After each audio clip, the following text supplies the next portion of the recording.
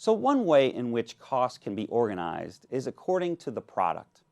And there are a lot of different ways to view this, but let's focus on a manufactured good to convey an example that's nice and tangible for us to see. So we're going to have different categories of product costs. And in traditional costing systems, there are three main categories. There's direct materials, direct labor, and generically overhead. So let's think about a generic product just to envision what each of these categories represents. So I have a baseball hat here, right? And you can think about each of the different units that are being produced of hats. So each produced unit is a single hat. And I would differentiate costs that are direct versus indirect according to each unit.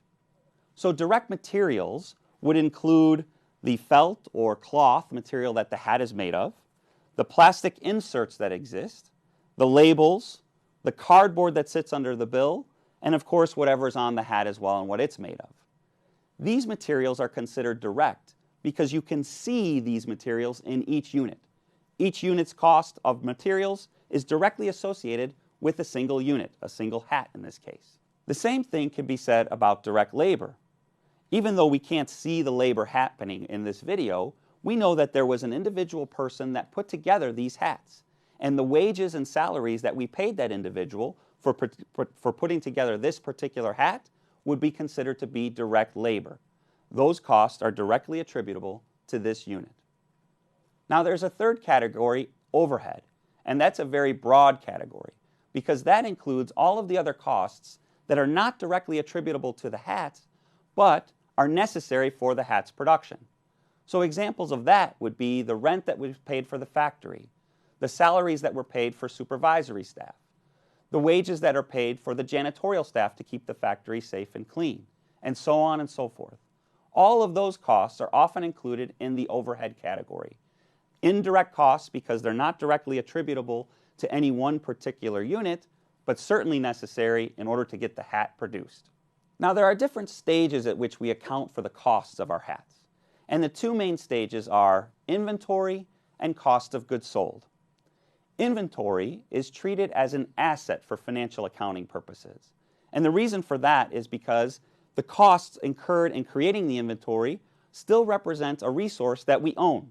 We still have rights to sell the hat in the future.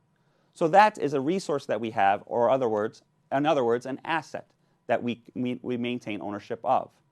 Once the hats are sold, we no longer have access to that resource. And so therefore the costs of producing the hats become cost of goods sold. And that's reported as an expense item on our financial statements. Now, in thinking about the different stages of inventory, you can think about all of the materials that we have in their raw form. So sheets or rolls of cardboard, sheets or rolls of cloth and felt and labeling, and other materials that are used for our hats. And when those are in raw form, meaning we haven't put them into process yet, we would classify those resources as raw materials. Once we've taken those materials and other resources, such as labor and to some extent overhead, and put them into process, we consider the value of that inventory as work in process. Those would be hats that have begun manufacturing but not yet completed.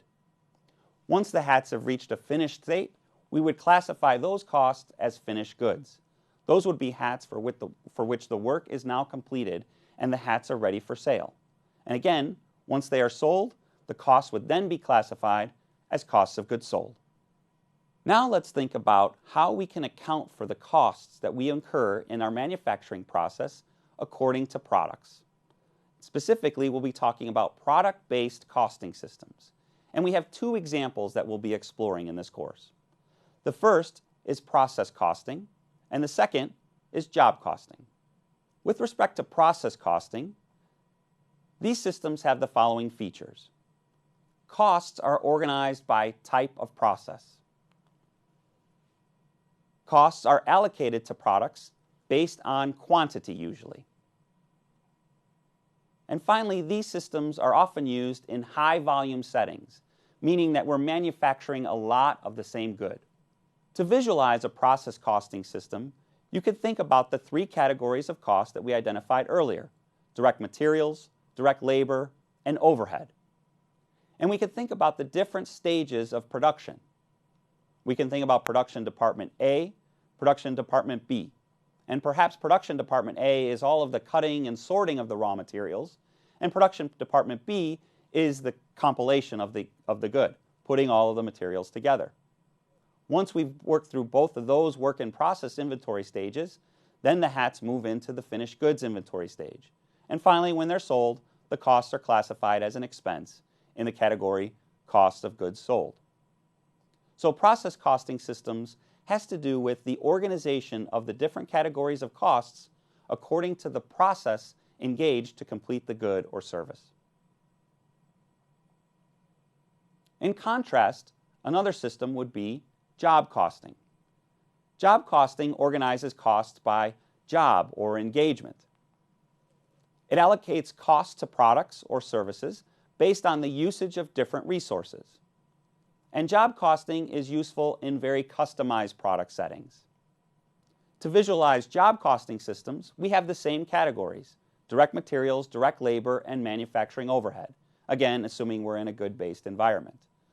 Work in process inventory, once these costs are starting to be incurred, get organized around the different engagement or job that we've been producing. Once the jobs are completed in terms of process, they are shifted into the finished goods inventory. And from finished goods, once sold, it becomes an expense and is categorized as cost of goods sold. Now, to envision, let's think about some examples of process costing and job costing. With process costing, we mentioned that it was a very high volume setting. So you can think about the manufacturing of cupcakes in a bakery. Lots of cupcakes are produced on a daily basis. Different processes are engaged in to complete those cupcakes, and so we might use a process costing system to assign the different values of inventory and then eventually cost of goods sold. The same thing with high volume production of technology goods, such as high definition televisions. Now, process costing is not purely specific to manufacturing environments. It can be used in other high volume settings that are service-based. So you can think about global package delivery firms that send packages all around the world. That's a very high volume service-based, and so we would use process costing in that setting. In terms of job costing, that also sounds kind of service-based. Very customized product. So you can think about wedding planning engagements or large consulting firms working with a particular client. These are oftentimes customized products that are provided. And so job costing, which accounts for more custom-oriented products, would be more useful in these settings. But again, it's not necessarily just service that job costing is used for. You can also think about large-scale manufacturing of customized products. Private planes or yachts or large cruise ships would take a long time and be a very customized product. Manufacturing, but job costing would probably get the job done better in those settings. Now let's have a checkpoint to explore these examples and these different systems a little bit more.